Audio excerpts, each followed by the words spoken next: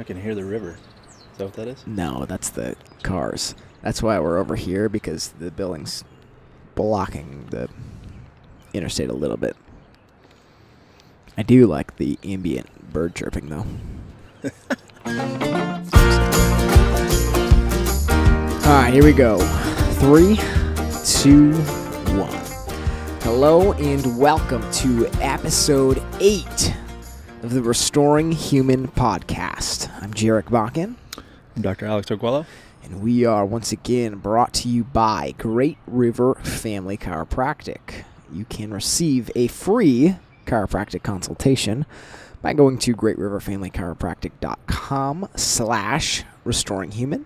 Put your info in there, and Dr. Alex or his wonderful assistant Rebecca will probably get back to you and set that up for you. How was your thing on Monday? I haven't even asked. Oh, it was good. Had a decent crowd there, and I kind of switched the presentation that I gave, made it a little bit more specific to family health. So it's always good when I talk about a new topic. Yeah. Just learning myself because I have to study to prepare. So yeah, it was good. Did everybody that said they were going to be there actually show up? No, that never happened. But yeah, we had a pretty good crowd. Cool. Yep. Cool. So over the past week, you may have noticed that we didn't post anything last week. We did not. Took a week off, and I kind of wanted to make a point about that because one of the things that we've talked about is just kind of like stress management, and I think one of the biggest ways that our culture works against that is just doing and constantly working and constantly just being productive and more, and I think one of the ways that we're kind of gonna push against that is like, yeah, we might miss a week here and there. We might. And could we have probably squeezed it in somewhere? Sure, but we were going to try 6 a.m. Saturday. Yeah, some crazy nonsense like that. But opted to sleep in that day. And so like I think that's just an important point to make, that in practice, that's what that might look like for us to value more our own health, our own family life, our own those types of things, more than making sure this happens. Yeah. And you were in Miami. I was still here. So if you maybe follow me personally, I was in Miami last week. Cool. Dang it, there's something else. Oh, I meant to text you the other day a picture of a chicken heart. Okay. Dinner one day, we cooked a whole chicken, and I cooked the heart in and ate my first chicken heart the other day. Nice. Little update. I feel like the less we see each other during the week, the more that we could just chat about on here. Yeah. Anyway, okay, so getting into it now. What are you drinking over there, by the way? I am drinking cold brew coffee with some coconut creamer in it. Mm. And a little xylitol sweetener. Ooh. My bulletproof today, I've been the past couple days doing so the actual brain octane bulletproof branded stuff. I've been doing that plus coconut oil and butter and Jeez. a little extra fat there. So, all right. Talking about coffee. No, just kidding. Maybe a little bit. Today, we are going to be talking about nutrition, and a little more narrow than kind of the broad nutrition that we've been talking about.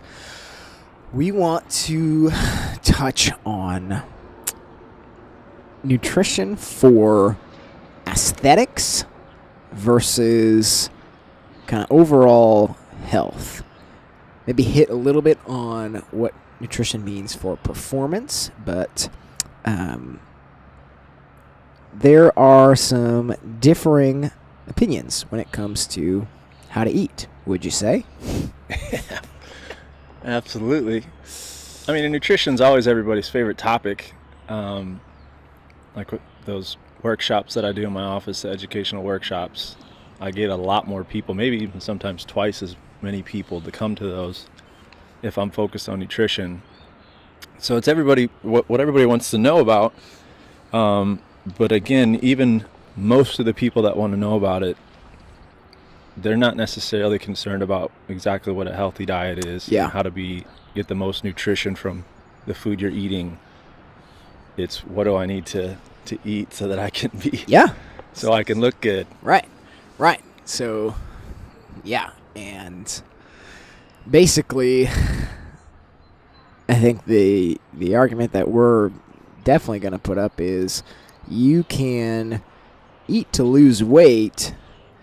And okay, so in one, I don't want to say that's not going to be making you healthier, because there's truth in like reducing body weight and overall just body mass, Yeah. getting rid of extra fat like that's going to do a lot for your body. However, the aim for health is a lot. I don't know if I want to say more, but it looks different than just being concerned about the number on the scale. Yeah, I mean, of course, if you're doing something that is causing you to lose weight, most likely that's going to be that's a better way of eating. A better option than not. Well, yeah, it's a better option than doing something that's going to cause you to gain weight. But most of the time when people are just kind of focusing on eating for aesthetic reasons, is number one, they do it in a way where it's not sustainable. Mm-hmm. It's very difficult to continue doing that. Yep. And there has been some studies that show, like, if you do something for a while and then you lose a bunch of weight, and then because it wasn't done properly, when you go back to your typical diet and you put on all this other weight, then that's worse for your health than if you would have just stayed the weight that you were. Yeah, so like going on a diet is kind of the thing you're talking about there. Right. Yeah. But the other thing is there's so much that happens in the body just through the food that we eat. Like, if you are eating that way, then it could be potentially dangerous long term. Mm-hmm. If you're just focused on the aesthetic stuff, if you're not focused on kind of what overall is a healthy diet for a human being. And again, we haven't necessarily, it's really only been about 100 years since this terrible diet has been happening. So I guess we maybe don't have all the research out there to show that, but they're starting to show a lot more about just what improper nutrition does to your brain, what Mm-hmm. it does to your hormones, what it does to your, what they call the microbiome, your gut health. There's so much of it that goes into. Yeah. I didn't even think about this until you said that right there. Do you have any idea when... So, one of the things you're talking about is kind of this idea that you just got to be in a caloric deficit. You got to be consuming less calories than you're burning off, and that'll cause you to lose weight. And that's true. Like, that's, like, when it all comes down to it, that's, well, in most cases, that needs to be happening. We'll talk about one little nuance that makes that a little different. But, well, never mind. No, like, either way. Sorry, we'll get there. But that needs to be happening. However, we've only had the ability to track that for... That's what I was going to ask. If you have any idea when our ability to track calories actually even started. I don't. Yeah, that'd be something Well, to look up. it'll be a task for this week. See when, like nutrition labels and stuff showed up on food, and when the science was actually there to measure that energy of calories. Actually, how about this? Can you tell us a little bit about what a calorie is? Well, calorie is just a way of measuring heat, way of measuring how the energy that our bodies use. So like when we're bringing the whole calories in versus calories out thing is if we're bringing calories in our body, then they're going to be stored unless we use them for energy. So that's the whole thing, is like if we're bringing too many in, then and we don't use them for energy, then their body's going to store them, and that's what's going to cause us to gain weight. So then all we would have to do then, of course, is bring less in, or burn more off, utilize more energy, do something that's going to cause our bodies to use them for energy, and then we should either maintain our weight or even lose weight. So again, that's the kind of the how most people understand nutrition. And it's way more complex. Sure. Way more complex than that. Yeah. So I want to start. We're however many minutes in, and I'm talking about starting. So my story, I've touched on it a little bit, but definitely started from that place of I was concerned about losing weight. And the approach that I took initially was I was introduced to this paleo type diet. Now, at this point I realized like it wasn't really completely paleo. It was more so like just eating real food. And so all I did was started eating stuff that's recognizable in nature. No concern for quantity at all. Just changing to eating whole foods, eating real foods, and I think I probably did that for the better part of a year, and that helped me lose probably 30 pounds or something along those lines. Just a blind look at, or a blind change to real foods versus the junk that I was eating before that.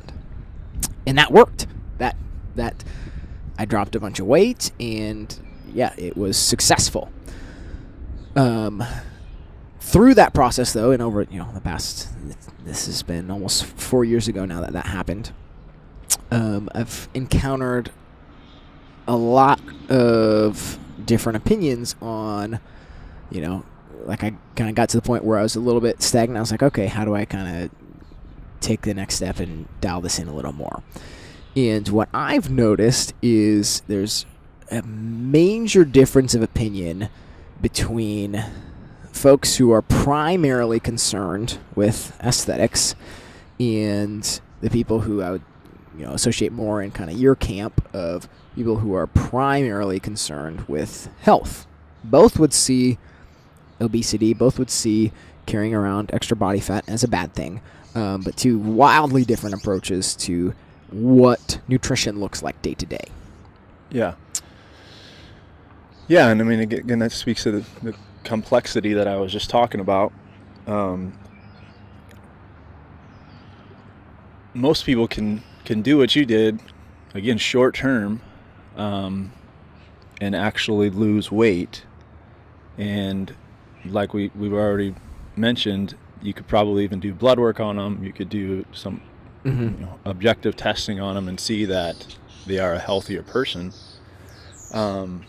But the difference is they are only focusing, I guess, on just a small part of a healthy diet or a healthy nutrition plan, and that's primarily focused on those macronutrients that we talked about a few weeks ago. So the carbs, proteins, and fats. So there's a bunch of different ways of doing that. There's people that say you should eat only fat and a little bit of carbs and a little bit of protein. There's people that say you should eat super high protein. People that say you should eat no fat at all and keep your carbohydrates high. And what's crazy is there's most of those work. You can do really any of those, and for a while they'll work.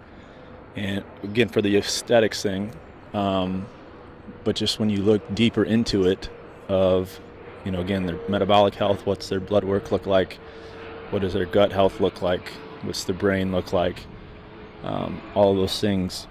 Well, then now you're starting to see, well, there's a problem. Sure. So the aesthetics thing, if you're just looking at, well, how much protein do I need to eat, how much fat do I need to eat, how many carbohydrates do I need to eat, that's a good start. Yep. And again, like you said, you lost some weight, even though you weren't doing that. That's most likely what you were probably doing without knowing it. Right. But again, there's just a lot more that goes into it. Yeah. Okay. So what I want to do is kind of lay out, there's, again, a lot of different opinions on this type of thing, but lay out the most popular opinion as far as, eating to lose weight. And I kind of want to hear your perspective on what misses the mark with it. Yeah. So, go ahead. Well, so one of the things that's pretty popular right now is this idea that, like, you have a plan, a macronutrient balance that you're trying to hit, and the quote is, if it fits your macros, go ahead and eat it. And so when it comes to, I'll speak specifically to people who are, athletic, they're in the gym regularly, and kind of contrast this, like, day that you're in the gym versus kind of a resting day. And one of the most popular things is people will say eat a gram of protein per pound of body weight that you have, to eat carbohydrates enough, so on a training day, enough to support that exercise, and then the fat content, since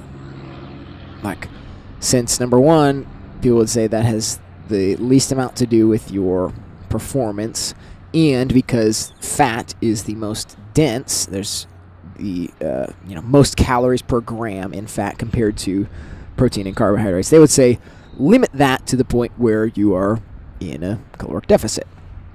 Yeah. And then on a day that you're not exercising, you don't need as much carbohydrates to fuel that. They'd say, okay, the carbohydrates can come down, the fat can come up a little bit, but really seeing kind of fat as this thing that, well, it's the most dense, so we should limit that to be in a caloric deficit.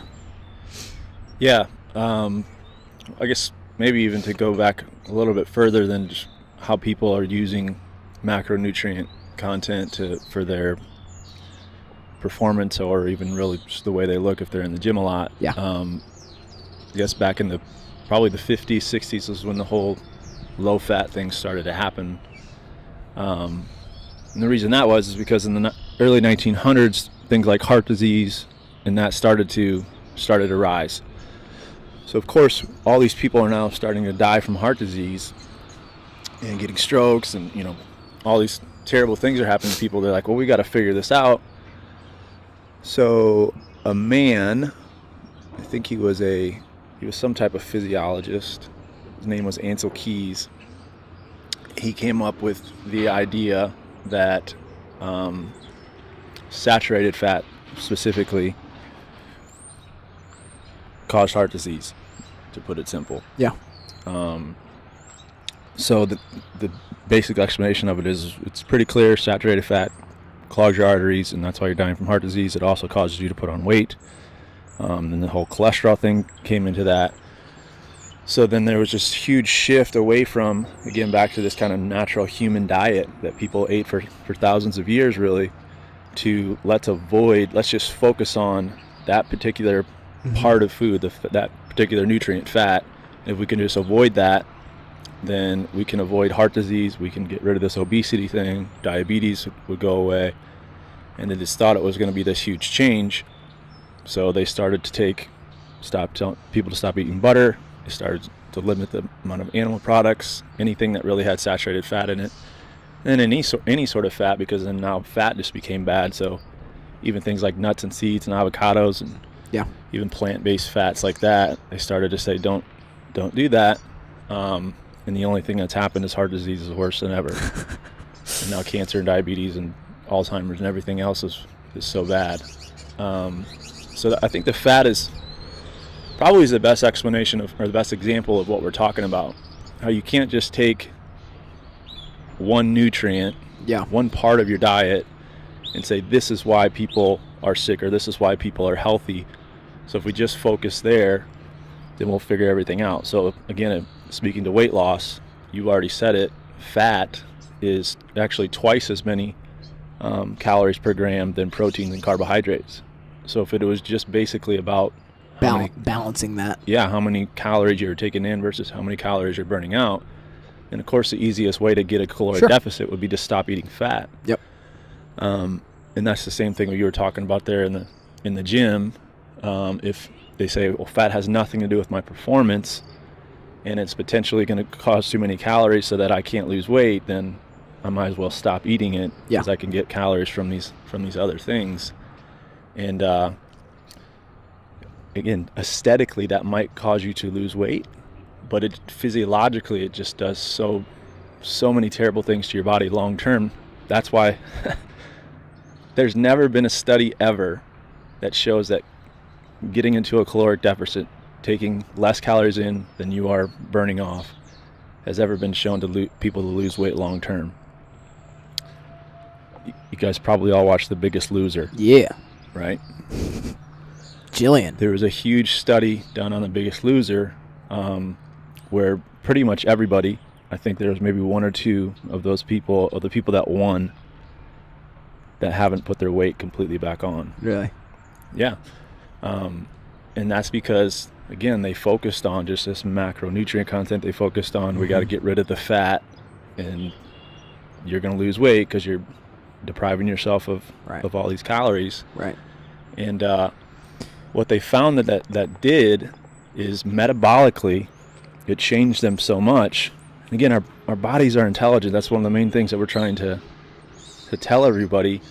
And there's just perfect alignment of how the body works and what it needs in what's just in real food. If you were just to eat the food, again, that people have eaten for thousands of years in the closest way as we can, then we would be fine. But when we try to figure out, okay, how much fat do we need, how much proteins do we need, how those type of things, we just try to manipulate it. Yeah. Our body's going to be like, this is not how I was designed, and it's going to figure out a way to work the best it can to get back to again that homeostatic function based off of the environment you're putting it in. So what they found was, if you deprive your body of the fat, not only does that destroy your brain because your brain's made of mostly fat, not only does it destroy every one of your cells because around every cell is a cell membrane that's made of what's called a lipid bilayer, which is fat. Your heart's primary source of energy is fat. So there's all these things that happen, but just even your metabolism. So if my body needs, let's say, 2,000 calories to function, that's for me to just do my daily functions, for my brain to work, for my kidneys to work, for my heart to work, everything like that, and I'm only giving it 1,500 calories, yes, I'll probably lose some weight because I'm at a caloric deficit. But eventually what the body does is says, okay, you're only going to give me 1,500 calories. What I'm going to do is I'm going to decrease the function of my brain, my heart, my kidneys, my liver, so that I can get back to this baseline of 1,500 calories. So yes, you might look better, you've lost weight, but you've also decreased the function of your brain, your kidneys. Decrease your capacity. Yeah. Yeah. Which would mean you're not healthy. You look better, you've lost weight. Yes, you can do some measurements that say, well, here my BMI was this and now it's this. Here maybe my body fat was this and now it's this. Yeah. But you're not healthier because we have to look at everything in the body, not just how much fat you have on or what you look like or how well your clothes are fitting. Yeah. So I think this is how you see things like endurance athletes who get sick and die of cancer at 50 years old, and on the exterior they look slim and fit and healthy, but like in that sense, body composition is not a good marker of health. I think we can say that on the other end. I think we can say like obesity is a pretty clear indicator of some like health issues that are going on, but like on this other side, just being slim is not a very, it's not a very good indicator for us to say, like, oh yeah, sure, that guy's skinny enough, he's a healthy guy. Yeah, I mean, there's this term now that's called skinny fat. Basically, you are on the outside, you're skinny, but you're inside metabolically, you're like you have, an obese person. Yeah. Because when they measure your blood sugar levels, or they measure your insulin levels, all of these things are just completely thrown off. And they're even starting to see that if somebody is overweight, but they're kind of fit, they actually exercise. Yeah. Those people are way healthier than somebody who is skinny but is not fit at all. I love that. And they found that people that have diabetes, but they're considered in the right body composition as far as not being overweight. Yeah. But they have diabetes because metabolically they're so unhealthy. Right. Those people die of metabolic issues way faster than somebody who's overweight but has the same metabolic issues. That's crazy. So yeah, again, it's not just about what you're looking like. It's not about just losing the weight if you are overweight. It's, are you overall healthy? Mm-hmm. Is your body in that homeostatic self-function, which is what we're shooting for. Yeah. So we touched a little bit on the fat piece. We're obviously both drinking, literally drinking fat right now. What other things would you say? Okay, so on one hand, like day to day, my everyday life, like, yeah, I'm not tracking my food. Like, I'm far more concerned about the quality and that type of thing than I am quantity and balancing things out. However, I think the analytical, logical brain in me says tracking things is going to be the most accurate way to know exactly what you're doing. And so I think there is value in that. Just like even like doing something super high fat, like you, until you actually track what you're doing, you don't know for sure. Like, you can have a good idea. I mean, I remember a couple of months ago you even saying like, oh, I thought I was, way higher fat than I actually was, kind of thing. So I don't want to completely discredit, like, say, oh no, that stuff's the devil. But what kinds of things would you say need to be happening for us to be supporting health? Yeah, well, I think when the tracking is important is if you, so back to our, was it episode 5? Don't know. We're so deep now. I don't even remember. Where we said that there's these 3 different types of healthcare. There's this environmental healthcare. There's this adaptive healthcare, and then there's this reactive healthcare. If you are needing to react because you have not put yourself in a good environment for so long, then now it becomes, yes, to take care of your health, you might have to focus and say, how much fat am I getting? How much protein am I getting? How many carbohydrates am I getting? But just generally, if you're not in that state and you are in a relatively healthy state and you're just looking to figure out, okay, what do I need to do nutritionally? Because I don't want to, stick to some labeled diet like a paleo diet or a vegan diet or ketosis diet, any of that type of stuff. It gets back to the basics again. Real food, we talked about that already. Yep. But then we're saying, okay, every meal, am I getting something that has all those things in it, right? Am I just eating lettuce, right, which is just going to be carbohydrates and a bunch of macro or micronutrients, which is good? Or am I just eating a piece of meat that's going to have some proteins and fats in it? Am I balanced? Am I in the meals that I'm actually having? What I think is funny there that maybe threw a flag up for people is you called lettuce a carbohydrate, because it is. Yeah. A lot of people think, oh no, I can't eat any carbs type of thing. This, like, I think now we've gotten to a point where, like, the low carb idea, people kind of get that, but not understanding that carbohydrate is one of these macronutrients, and Yeah.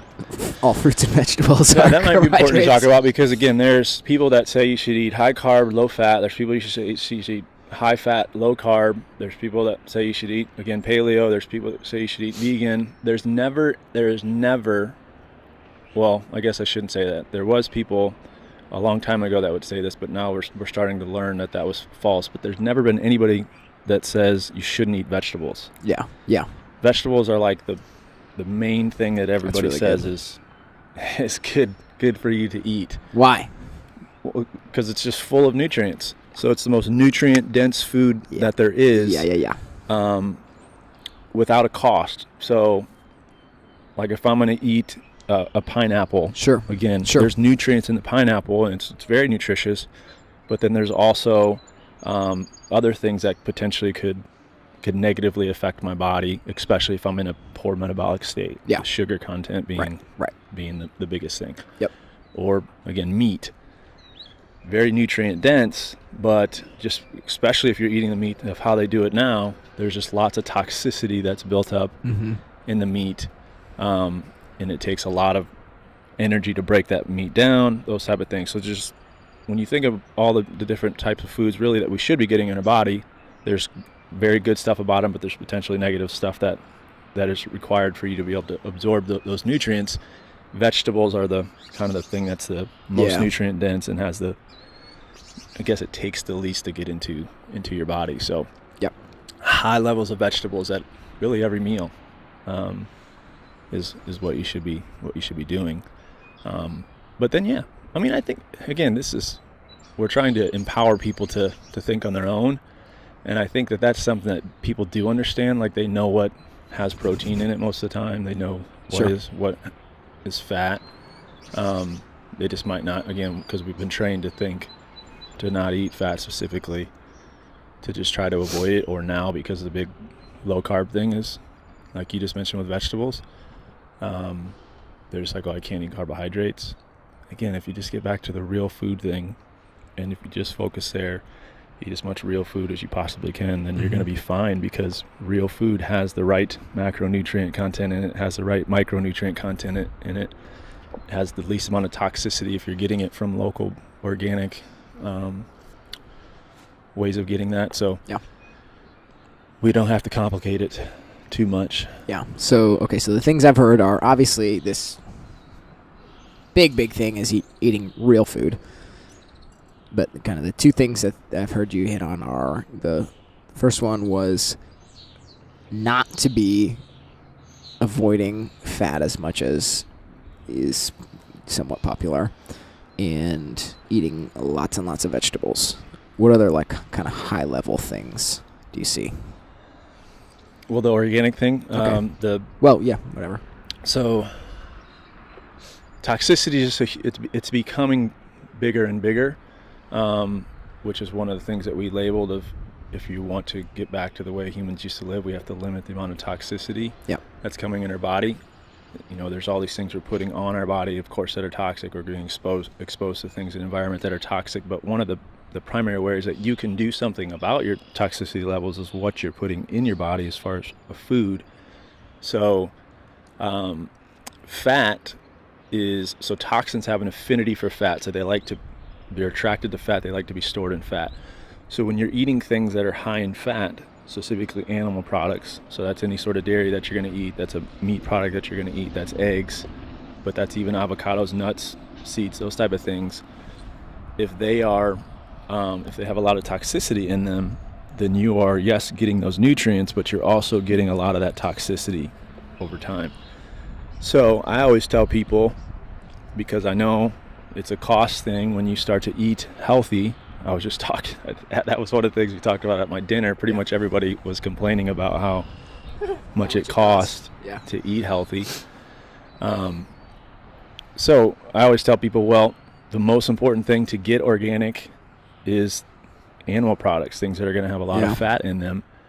You can get away with of course it's best to get organic produce too, but you can get away with not having as much of that organic, because those things are mostly carbohydrates. They're not going to have a lot of fat. It's just going to be sprayed on them. It's not going to necessarily be in them.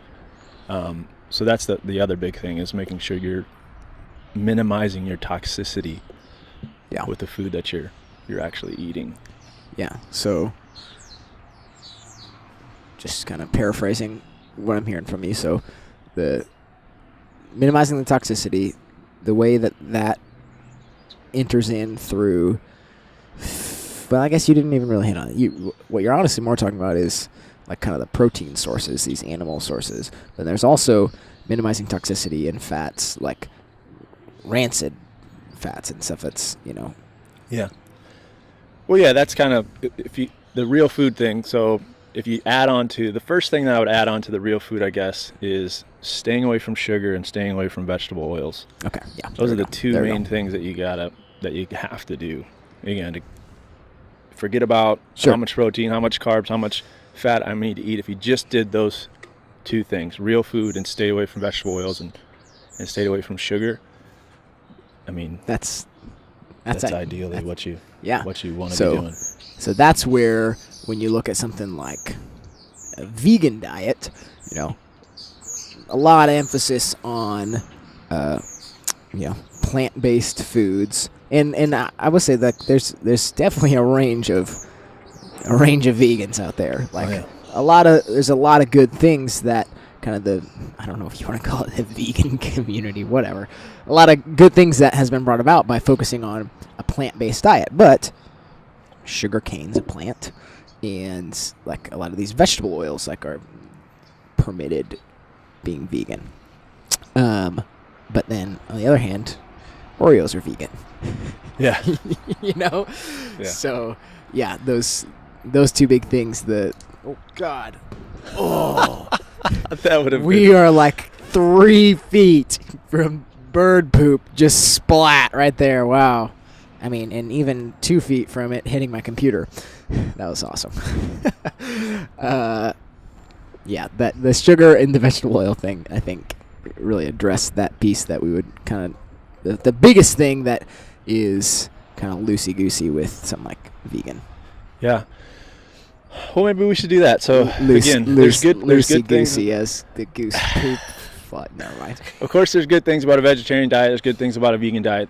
The primary good thing about that is that it's mainly vegetables. There's mainly whole foods in their raw state, most likely, that they're having. So there's really good things about that. There's good things about paleo diet, right? They're also focused on vegetables and produce and eating real food. And animal products, the good things about animal products, again, getting back to closer to the way that people potentially used to eat for a long time. There's good things about really every diet that comes out. Mm-hmm. But again, if they're not focused on the real food part, then you can't call it a healthy diet, I feel like. So you can do, again, everything that would be paleo, but you could be, again, eating very toxic food. Yeah. Because a cow that was roaming the pasture and eating what it's supposed to eat and not sprayed with any chemicals what it's eating, and it's able to move, that's a completely different from a cow who's in a feedlot and is eating corn or grain that's sprayed heavily with pesticides, and then that cow's vaccinated, that cow's filled with antibiotics, that cow's filled with hormones. Yeah. That meat is paleo. Yeah. That meat is extremely toxic and going to kill you over time. Yeah. Even though you might look a little bit better as you're eating that food and working out. For sure. I cannot believe we got this far without even this crossing my mind. But, so, again, under real food, under vegan, under a lot of the if it's your macro stuff, let's talk about wheat. Let's talk about wheat, and you just look at me. Yeah. Pick it up. Well, I don't know exactly where you want me to go, but again,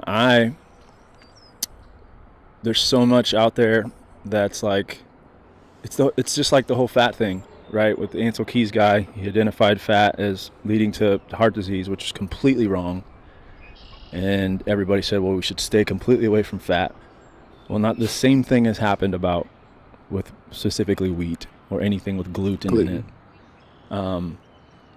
Instead of actually waiting until we have all the evidence to say it's specifically wheat, like we were never intended to eat it or anything like that. Yeah. People just say, yes, wheat is the devil. We should stop eating it. Instead of just, again, seeing, well, there's been plenty of people that have eaten wheat for thousands of years. Maybe not in high amounts that we eat it. Right. But again, it goes back to that real food thing. Wheat is a real food, and if you do it right, if you're eating it in season, if it's properly grown, then it's something that our bodies can do with it. There's a lot of nutrition in it, but just because of the way we grow it and just because of how unhealthy we actually are now, yes, now it causes a lot of people problems. And if it causes you problems, yes, it probably would be best to stay away from it, but it doesn't necessarily mean that that particular food is something that we shouldn't be eating. I think that's probably contrary to what a lot of people might have thought you would say about that. And saying like, oh yeah, avoid gluten at all cost. Like, yeah, that's... Well, yeah, I mean, it's just a crazy way to think. It's back to that allergy thing that we talked about a few weeks ago too. Like people are like, what do you do for allergies? And what the approach to allergies is I'm allergic to this grass over here, so I should try my best to stay away from the grass. And if I have to come across grass, I should take something to take care of my allergy symptoms. Yep.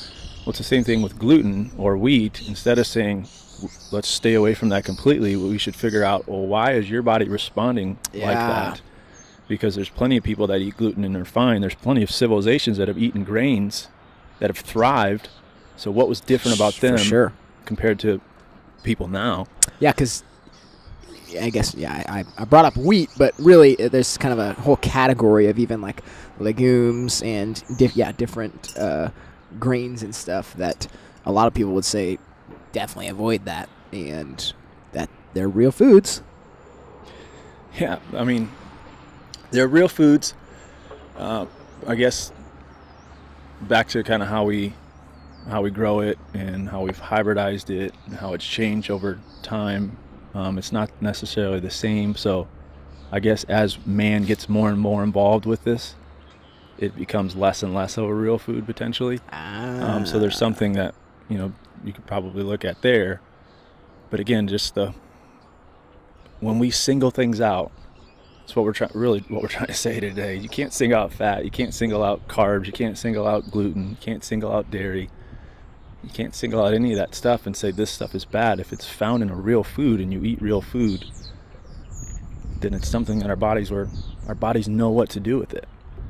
But if we're eating fake food, our bodies don't. So that's the primary thing that we have to do with our nutrition if we want to, again, thrive and be healthy. Yeah. And it's only because of the damage that we've caused through other means that we wouldn't be able to handle something real. Yeah. Yep. It's what's going on internally with us, and then what is our environment? What's happened externally with what's happened with that food? What have they sprayed on that food? How have they grown that food? What have they added to that food that now potentially makes it a fake food instead of real? And our body has to work really, really hard to get anything real out of it. Those are the things that we have to be looking at. Pretty sure this is bird poo splatter on my headphone cable. All right, I feel like we did justice to that. One thing I want to hit before we conclude this, knowing that, number one, if you aren't watching the video or if you aren't familiar with this location, this is the gym that we are a part of. What do you think about nutrition and performance? So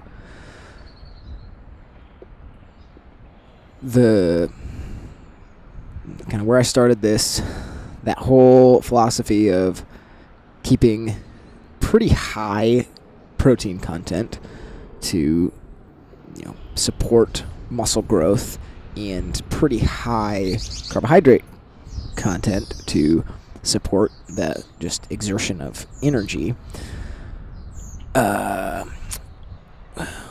I guess for starters, how do you feel about that right there? That's specifically what you just said? Yeah, like the gram per pound of body weight protein to build and support muscle, and then the carbohydrates for energy. Well, I guess I'd probably be in agreement with the protein thing, just because when you are working out, you're breaking down muscle tissue, which requires you to put protein back in your body to rebuild those tissues. But the carbohydrate thing is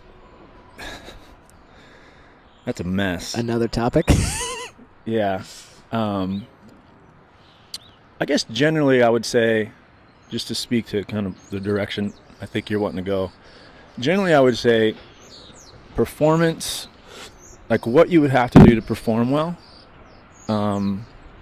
long term, is the same thing that you would have to do to be healthy, generally. Okay. But like if you want to perform really, really well at any given athletic event, I guess, there are things you obviously can do to make yourself perform better in the gym or as an athlete that are not necessarily going to be healthy. Yeah, so one of those things I kind of want to hit on is there's a lot of people who would say, so a lot of the macro people, whatever, they would say something like a post-workout carbohydrate source. They would say the higher that is on the glycemic index, the more effective that's going to be, like, for you to take that in and for that to go straight to like fueling your muscle breakdown. Yeah. So like telling people to eat like sugary cereal or gummy worms. Yeah, that's just craziness. It happens. And again, that could probably work if, like the competition that we did last weekend. Was it last weekend? 2 weekends ago. 2 weeks. Where I've just exerted my body a significant amount, and I'm breaking down literally everything that gives me energy. Yep. And then I need to do that again right away. Right. Now giving myself something that is like rocket fuel, which is what carbohydrates are, specifically things that you mentioned, like sugary carbohydrates. Yep. You can get fuel right away because I've exhausted all my sugar stores. But if you want to be healthy, of course, long term, that would be foolish. But also, if you even want to perform well long term. Sure. Not relying on that. Right. So that Deep Nutrition book that we referenced a couple weeks ago that I was reading, that lady that wrote that book she did a lot of nutrition for the LA Lakers. Ooh. And so she's got Kobe Bryant, even LeBron James on more of a high-fat, low-carbohydrate diet, which is completely contrary to every sports nutritionist that's out there. Because they say when you're playing basketball or these other high-intensity sports, you're using glycolytic fibers, which requires sugar to happen. So these people won't perform as well if they don't have, again, the right amount of carbohydrates. Enough carbohydrates.